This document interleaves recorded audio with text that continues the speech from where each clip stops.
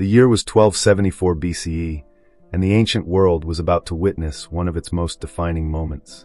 The Battle of Kadesh emerged as a pivotal conflict between two dominant powers of the Bronze Age: the Egyptian Empire under the young and ambitious Pharaoh Ramses II, and the formidable Hittite Empire commanded by King Muwatalli II. In the decades leading up to this momentous clash, both empires had been engaged in a complex dance of power, vying for control over the strategically vital regions of Syria and Canaan. These territories were not merely pieces of land, but represented crucial trade routes connecting Mesopotamia, Anatolia, and the Mediterranean world. Control of these routes meant dominance over the lucrative trade in precious metals, timber, and exotic goods. The city of Kadesh itself stood as a testament to this strategic importance. Situated on the Orontes River in what is now modern-day Syria, it served as a gateway between the northern and southern powers of the ancient Near East. Its strong fortifications and commanding position made it an ideal military stronghold, and its control had shifted between Egyptian and Hittite hands several times in the preceding century. The political landscape of the time was equally complex. The Hittites, having expanded from their Anatolian homeland, had established a powerful empire that challenged Egyptian dominance. Under Muwatalli II, they had successfully consolidated their power in northern Syria, while Egypt, under the previous pharaohs, had seen its influence in the region gradually decline. Ramses II, ascending to the throne at a young age, inherited this volatile situation. His father, Seti I, had already begun campaigns to reassert Egyptian control over their traditional territories in the Levant. The young pharaoh was determined to continue this policy of expansion and restore Egypt's influence to its former glory. The stage was thus set for what would become the largest chariot battle in ancient history. With both empires at the height of their military prowess, equipped with the most advanced bronze weapons of the age, and fielding thousands of war chariots, the impending clash would reshape the political landscape of the ancient Near East.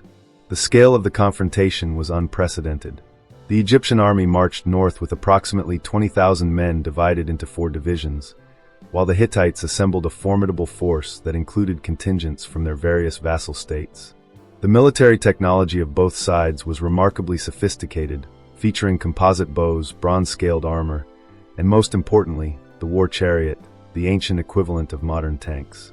As the Egyptian forces approached Kadesh in the spring of 1274 BCE, neither side could have predicted how this battle would not only become a turning point in military history, but would also lead to one of humanity's first documented peace treaties, forever changing the nature of international diplomacy in the ancient world. Prepare yourself for an epic journey through one of the most significant battles of antiquity. If you're ready to uncover the secrets of ancient warfare, make sure to like and subscribe to Legacy of Empires. The battleground of Kadesh presents us with one of the most well-documented military engagements of the ancient world. The landscape sprawled across the Orontes River valley, characterized by expansive plains that provided the perfect terrain for chariot warfare. The natural geography featured gentle slopes leading to elevated positions, offering crucial tactical advantages for military commanders to survey the battlefield. The city of Kadesh itself stood as an imposing fortress, perched strategically on a hill overlooking the Orontes River. Archaeological evidence reveals substantial fortification walls and a complex system of defensive structures that had withstood numerous sieges throughout its history. The surrounding terrain consisted of fertile agricultural land, crisscrossed by smaller waterways and irrigation channels that would later play a crucial role in the battle's outcome. Our understanding of this historic confrontation comes primarily from 2 remarkable sources. The Egyptian records carved into the walls of numerous temples including Karnak, Luxor, Abu Simbel, and the Ramesseum provide detailed visual and textual accounts of the battle. These massive relief carvings, some spanning entire temple walls, offer intricate depictions of military formations, weapons, and battle scenes. The level of detail extends to showing individual soldiers' equipment and the construction of their chariots. The archaeological evidence reveals the sophisticated military technology of the age. The Egyptian chariots were lightweight yet durably constructed, built from carefully selected wooden components bound with leather straps and reinforced with bronze fittings. Each chariot will typically feature 6 spokes, a design that proved optimal for both speed and stability. The Hittite chariots, by comparison, were slightly heavier and more robust, often carrying 3 warriors instead of the Egyptian 2. The soldiers' equipment, preserved in both archaeological findings and artistic depictions, showcases the advanced metallurgy of the Bronze Age. Warriors wore scale armor, made from small bronze plates laced together with leather thongs, providing flexible protection against arrows and glancing sword blows. Their arsenals included bronze-tipped spears, curved swords known as khopesh, composite bows capable of launching arrows over 300 yards, and various types of shields. Hittite clay tablets, discovered in their capital Hattusa, provide additional perspective on the battle's preparation and aftermath. These cuneiform documents include military inventories, diplomatic correspondence, and strategic planning details. They reveal the complex logistics involved in assembling and maintaining such large armies, including provisions for food, water, and fodder for the thousands of horses required for the chariot forces. Recent archaeological surveys of the battlefield area have uncovered further evidence of the engagement, including bronze arrowheads, chariot fittings, and other military equipment. Scientific analysis of these artifacts has provided insights into manufacturing techniques and military technology of the period. Geological studies have also helped reconstruct the ancient landscape, showing how the terrain and river position influenced the battle's outcome. The environmental conditions played a crucial role in the battle. The Syrian summer brought intense heat, with temperatures regularly exceeding 100 degrees Fahrenheit. This affected both troops and horses, making water access critical. The dust kicked up by thousands of charging chariots would have created massive clouds that impacted visibility and communication on the battlefield, a factor mentioned in both Egyptian and Hittite accounts.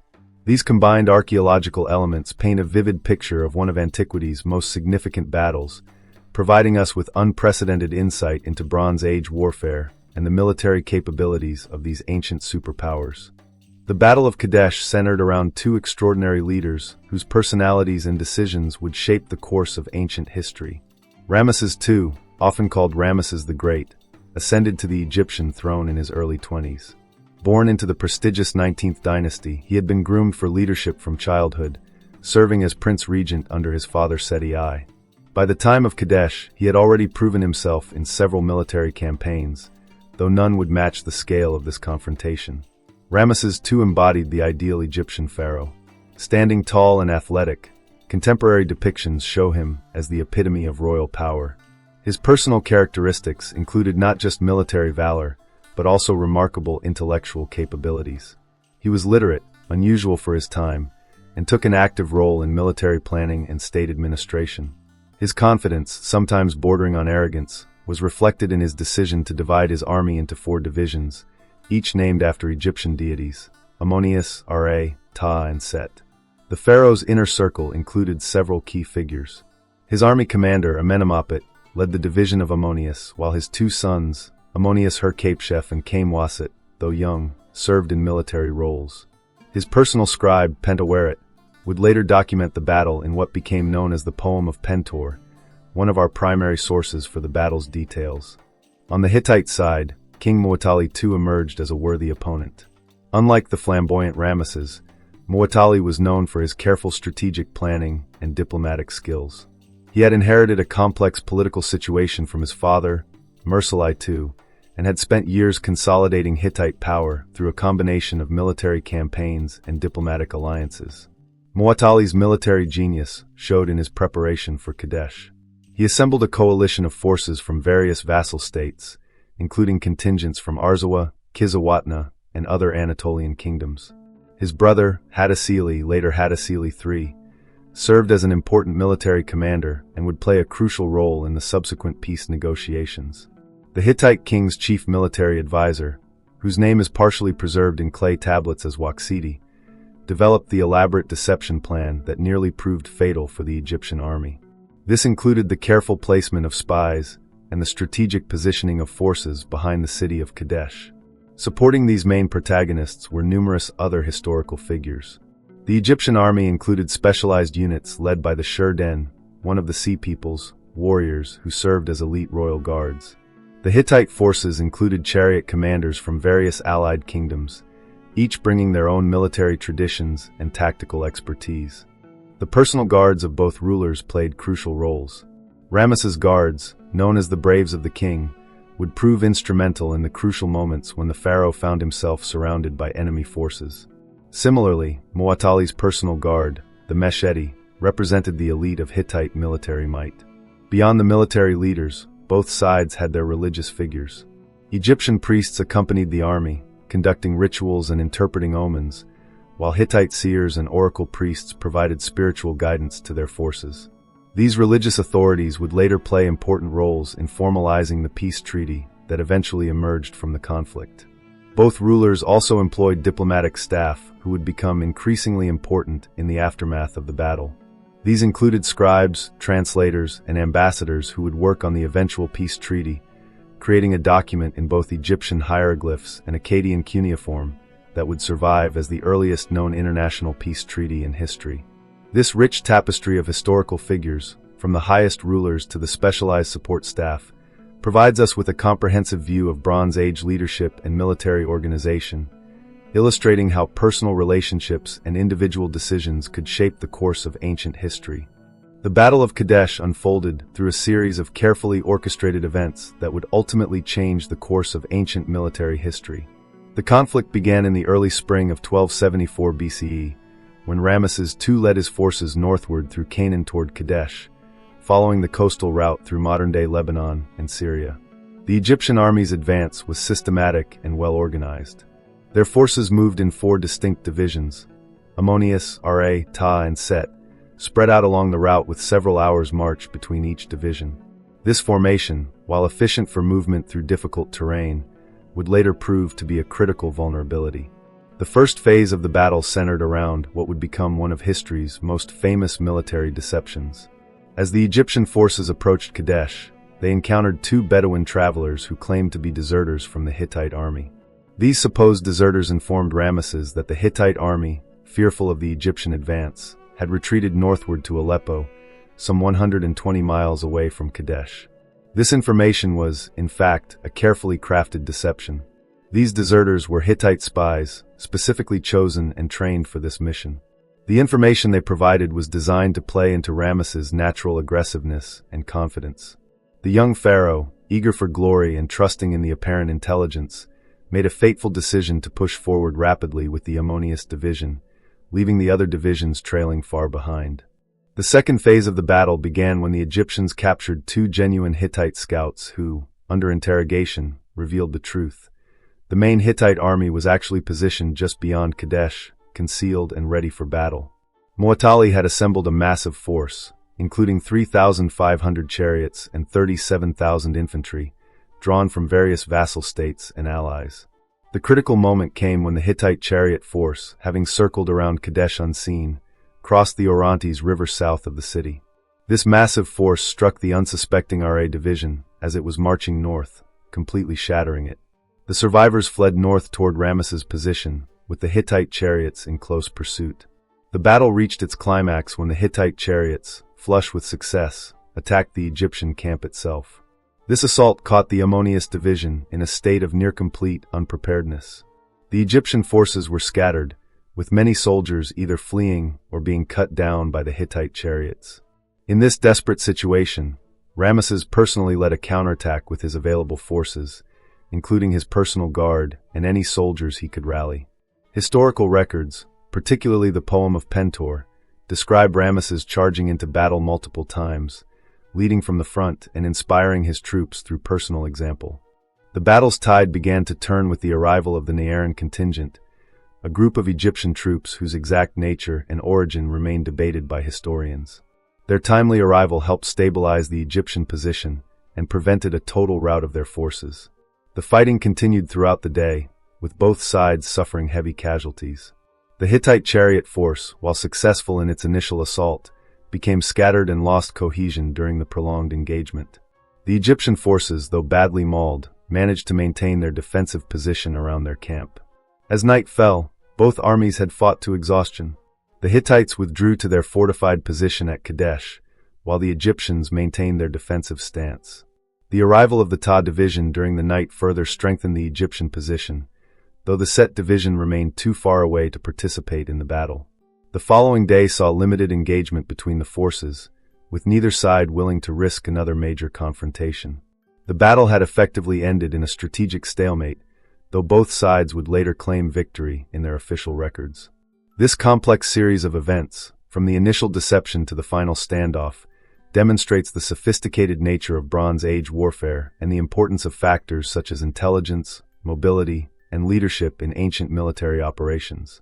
Which ancient military strategy fascinates you most? Share in the comments below and join our historical exploration.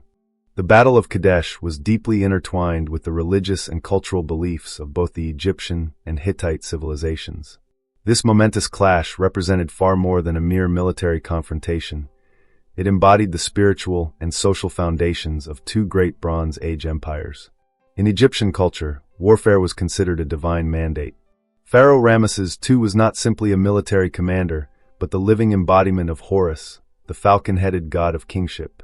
The Egyptian theological perspective viewed each battle as a cosmic struggle between order and chaos, with the pharaoh representing Ma'at, divine order, against the forces of Isfet, chaos. The Egyptian military structure itself reflected this divine connection. The four divisions of the army carried the names of powerful deities: Ammonius, the king of gods; Ra, the sun god; Ta, the creator deity; and Seth, the god of chaos and warfare. Each division maintained its own priests who performed crucial religious ceremonies before and during battle. These rituals included divination practices, offerings to the gods, and the consecration of weapons. Temple walls throughout Egypt immortalized the battle in elaborate relief carvings, depicting Ramesses II as a superhuman figure. In these scenes, the pharaoh appears physically larger than other soldiers, often shown single-handedly defeating scores of enemies while the gods hover protectively above him. The famous poem of Pentuer describes how Ammonius himself spoke to Ramesses during the battle's darkest moment, granting divine strength to the pharaoh's arms. The Hittite perspective was equally steeped in religious significance. Their king Muwatalli II derived his authority from the storm god of heaven, one of the most powerful deities in the Hittite pantheon. Hittite soldiers carried divine standards into battle and performed elaborate purification rituals before engaging in combat. Clay tablets from Hattusa reveal prayers and oracular consultations conducted before the battle, seeking divine guidance and blessing. Social hierarchy played a crucial role in both armies. The Egyptian military included various specialized units, from the elite royal guard to the Shurden mercenaries, each with distinct social status and battlefield roles. The Hittite army similarly reflected social stratification, with noble-led chariot units holding the highest prestige. The battle's aftermath profoundly influenced both societies. In Egypt, the conflict spawned a vast propaganda campaign, with Ramesses II commissioning numerous monuments and texts celebrating his victory. These works became integral parts of Egyptian cultural memory, inspiring artistic and literary traditions for generations. Both civilizations maintained complex diplomatic protocols surrounding warfare. The exchange of diplomatic correspondence, written in Akkadian, the diplomatic language of the time, followed strict formal conventions. Scribes and interpreters held prestigious positions, facilitating communication between the empires. The mythological impact extended beyond the battle itself. The eventual peace treaty was sealed through divine witness, with both sides invoking their respective pantheons as guarantors. The treaty listed over 1,000 gods from both cultures, demonstrating the remarkable religious syncretism of the age. This battle's legacy profoundly influenced military and religious traditions throughout the ancient Near East. It established precedents for how warfare, diplomacy, and divine authority intertwined in ancient societies, creating patterns that would persist for centuries to come. The cultural reverberations of Kadesh extended far beyond its immediate military outcome, shaping how ancient peoples understood the relationship between earthly conflict and divine will. The dramatic events of the Battle of Kadesh unfolded like an epic tale, filled with moments of crisis, heroism, and tactical brilliance. The narrative tension began building from the moment Ramesses II fell victim to the Hittite deception, setting in motion a sequence of events that would test his leadership to its ultimate limits. The morning started with confidence in the Egyptian camp. Ramesses II, trusting the false intelligence from supposed Hittite deserters, believed he was approaching an undefended city. This fatal miscalculation created the first layer of dramatic tension, as readers and historians know what the young pharaoh did not, that the Hittite army lay in wait, preparing to spring their trap. The revelation of truth arrived with devastating impact. Two captured Hittite scouts, under interrogation, revealed the actual position of the massive Hittite army. This moment marked the first major turning point, transforming the Egyptian advance from a triumphant march into a desperate race against time. The tension escalated as messengers rushed to warn the scattered Egyptian divisions, their success or failure holding the fate of the army in balance. The Hittite attack itself represented a masterpiece of military deception and timing. King Muwatalli II had positioned his chariot force perfectly, waiting until the Egyptian army was divided before launching his assault. The 2,500 Hittite chariots struck with overwhelming force, catching the RA division completely unprepared. The horrifying spectacle of Egyptian soldiers fleeing in panic, with Hittite chariots in pursuit, created a scene of chaos and terror that Egyptian scribes would later record in vivid detail. The narrative reached its crescendo when the Hittite forces, flush with success, approached Ramses II's own position. The pharaoh found himself in a situation of extreme peril, with only his personal guard and a handful of loyal soldiers standing between him and disaster. Contemporary accounts describe the desperate nature of the situation, with enemy forces surrounding the Egyptian camp on three sides. In this moment of crisis, Ramses II demonstrated the leadership that would define his legacy. According to the poem of Pentor, the pharaoh called upon the god Ammonius, recounting his faithful service and asking for divine intervention. Whether through divine assistance or sheer determination, what followed became legendary. Ramses personally led a series of chariot charges against the Hittite forces, an action that Egyptian records claim struck terror into the enemy's hearts. The tension shifted again with the arrival of the Naaran troops, whose unexpected appearance added another dramatic element to the battle. Their precise identity and origin remain debated by historians, adding an element of mystery to the narrative. Their timely intervention helped stabilize the Egyptian position, preventing what seemed an inevitable defeat. As the day wore on, the battle transformed into a test of endurance and will. Both armies had committed their forces, and neither could achieve a decisive advantage. The arrival of Egyptian reinforcements from the Ta division late in the day added yet another twist to the unfolding drama, though they arrived too late to completely turn the tide. The battle's conclusion carried its own tension. Neither side could claim a clear victory, yet neither would admit defeat. The Hittites withdrew to the fortress of Kadesh, while the Egyptians maintained their position on the battlefield. This ambiguous ending would influence diplomatic relations between the two empires for years to come.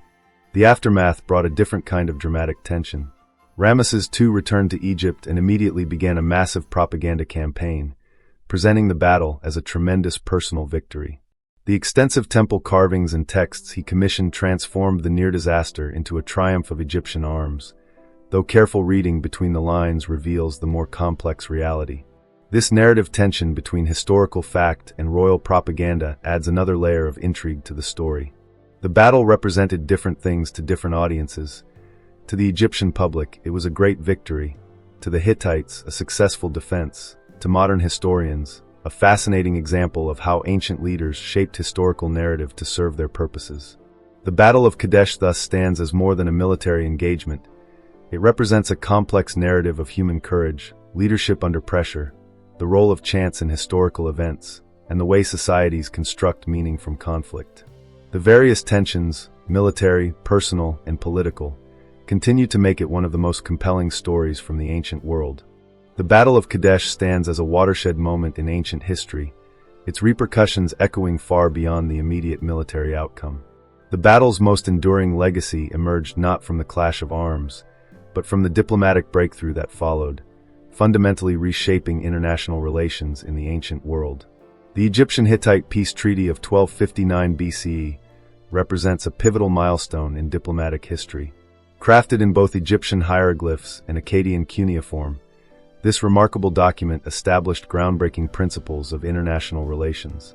The treaty's provisions went far beyond simple peace terms, incorporating concepts that would become fundamental to modern diplomatic practice.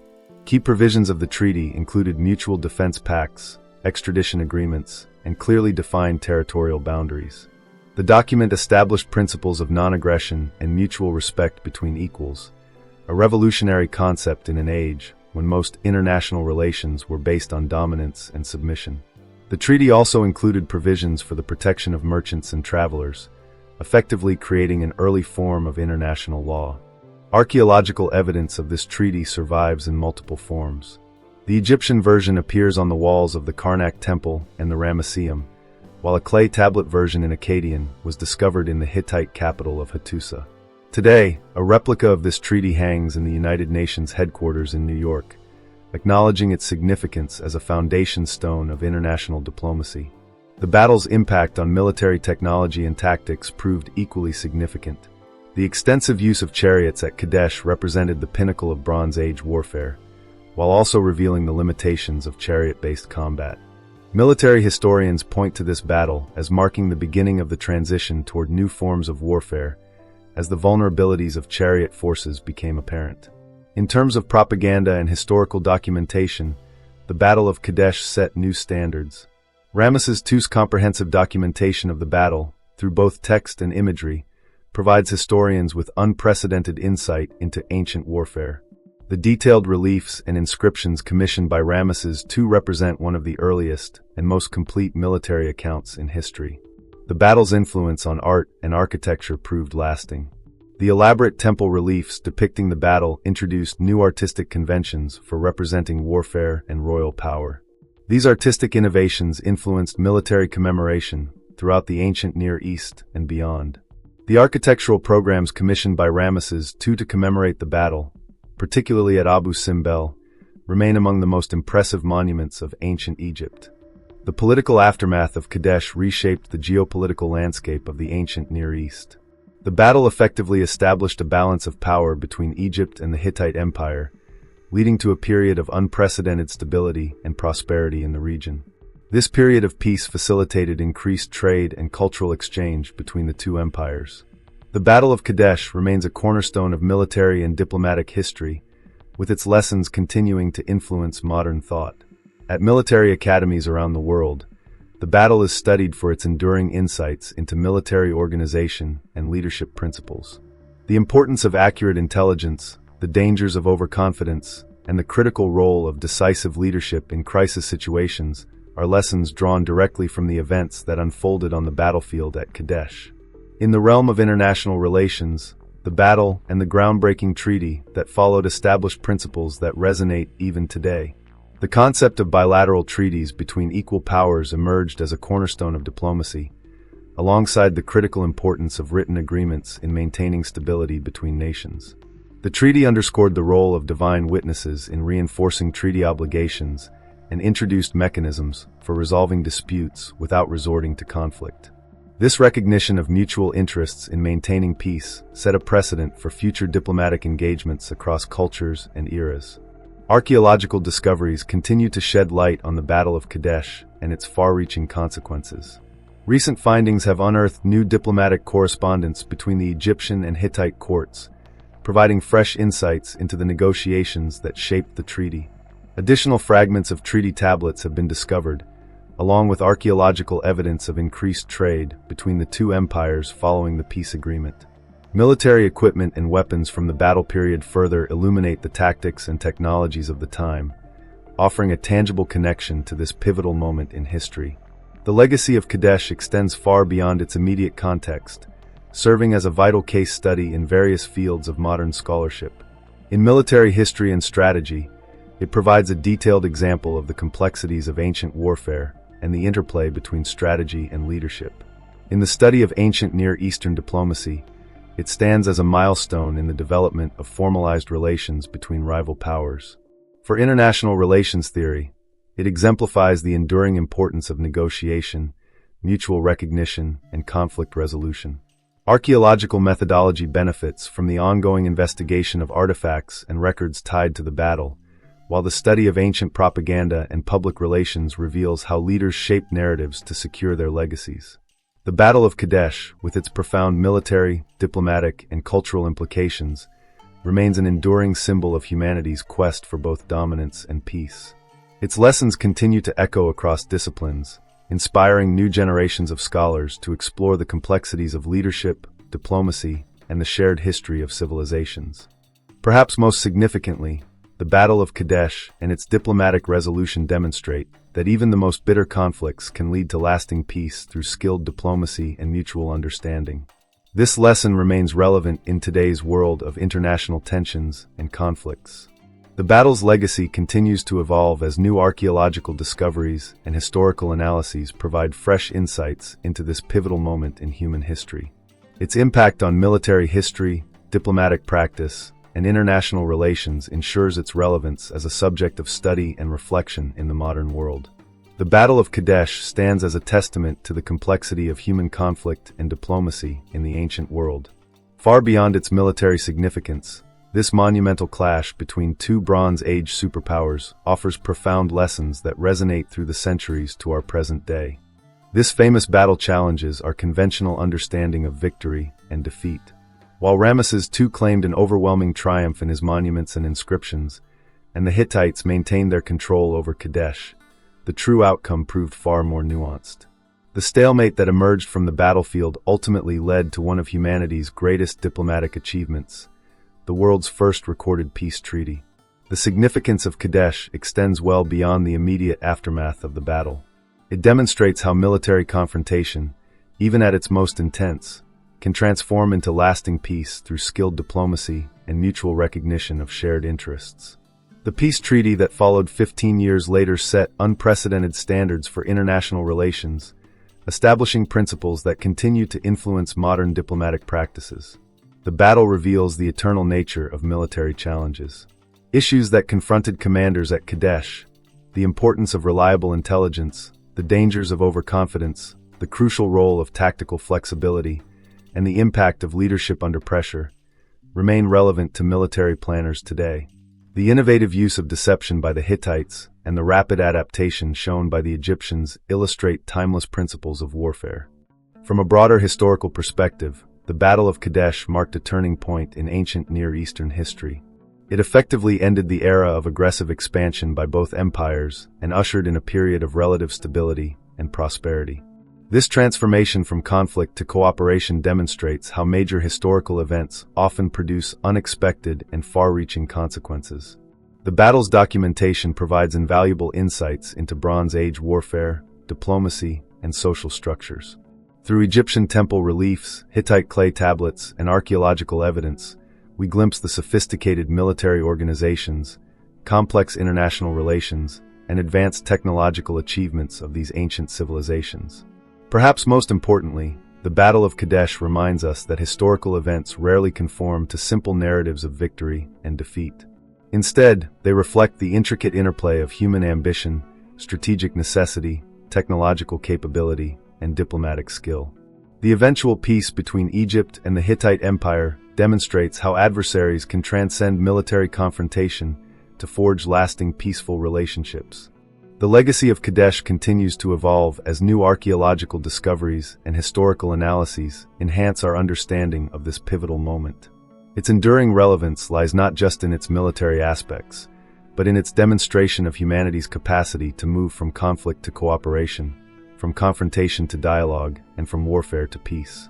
As we reflect on this ancient battle, we recognize that its greatest lesson may be how military power, while important, ultimately proves less decisive than the ability to forge diplomatic solutions and establish lasting peace. In our modern world, faced with its own complex international challenges, the Battle of Kadesh and its aftermath offer timeless insights into the art of war and the even more crucial art of peace. The story of Kadesh reminds us that true historical understanding requires us to look beyond the dramatic moments of battle to consider the broader context of human civilization. It stands as a testament to our ancestors' capacity for both warfare and wisdom, conflict and reconciliation, illustrating how even the most bitter of enemies can eventually find common ground through diplomacy and mutual respect.